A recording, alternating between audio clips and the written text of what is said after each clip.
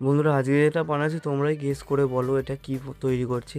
আর এটার জন্য একটা ক্যাপাসিটার নিয়ে নিয়েছি যে 4.7 মাইক্রোফ্যারাডের, আর একটা 1K রেজিস্টার নিয়ে নিয়েছি। এবার ক্যাপাসিটারের যে প্লাস পয়েন্ট আছে তার সাথে সংযোগ করে দিচ্ছি, সোলার করে দেবো এটা। আর অনেক দিন ভিডিও বানাতে পারিনি, তার কারণ আমার শরীর খারাপ ছিল, তাই অনেক দিন ভিডিও বানাতে পারিনি। এবার যে কোনো বিটি কার্ড নিয়ে তার গ্রাউন্ড আউটপুটের গ্রাউন্ডটা ক্যাপাসিটারের মাইনাস পয়েন্টের সাথে সংযোগ করে দিচ্ছে, আর যে আউটপুটের পজিটিভ পয়েন্টটা আছে সেটা রেজিস্টারের সাথে সংযোগ করে দিচ্ছি। আর যে এই গ্রাউন্ডেতেই যে ইনপুটের গ্রাউন্ড হবে অ্যাম্পলিফায়ার, ওটাও সংযোগ করে দেবো এখানে। তোমরা বলবে এটাকে কমেন্ট করে কি বলে।